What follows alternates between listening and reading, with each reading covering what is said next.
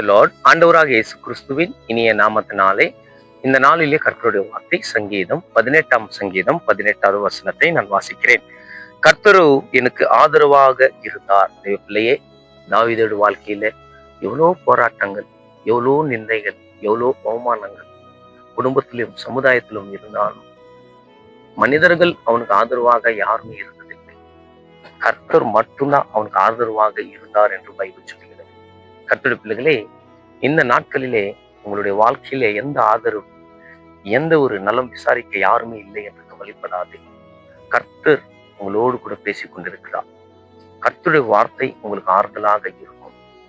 நீங்க ஆறுதல் பெற வேண்டும் என்றால் அதிகமாக கர்த்தரை தேடுகிற பிள்ளைகளாக, தேவன் மேல நம்பிக்கை இருக்கிற பிள்ளைகளாக இருந்தீங்கன்னா தேவனுடைய வார்த்தை தான் ஒரு மனிதனுக்கு ஆறுதலை கொடுக்கும் என்று பைபிள் சொல்கிறது.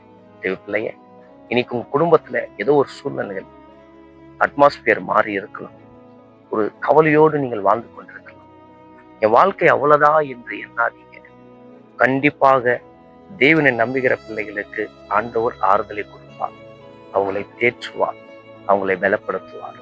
லாசர் மரித்து போய்விட்டான், ஆனா கர்த்தர் அவங்களுடைய கண்ணீரை தொடித்தார், அவங்களுக்கு ஆறுதலை சொன்னார். அதே மாதிரிதான் கர்த்தர் பிள்ளைய, இன்னைக்கு உங்க வாழ்க்கையில ஆதரவு இல்லை என்று ஒரு நாளும் கவலைப்படாது. தேவனுடைய வார்த்தை உங்களுக்கு ஆறுதலாக இருக்கும். இந்த வார்த்தை விசுவாசிங்க. நம்ம எல்லாரும் கண்களை மூடி ஜெபிக்கலாம். மகா பரிசுத்தமும் கிருபையும் நிறைந்த நல்ல பிதாவே, இந்த ஆசீர்வதிக்கப்பட்ட இந்த காலை நேரத்துல உங்களோடு பேசினதுக்காக கோடி ஸ்தோத்திரம். ஆன்லைன்ல இந்த பிள்ளைகள் என்ன கவலையோடு கேட்டுக்கொண்டிருக்கிறார்களோ அவங்களுடைய கவலை எல்லாவற்றும் மாற்றுங்க. தகப்பனே, எந்த தேசத்திலும் இருந்தாலும் இந்த வார்த்தை மூலியமா இவங்களோடு பேசினதுக்காக கோடி ஸ்தோத்திரம். எல்லாவற்றும் கரத்துல கொடுக்கிறோம்.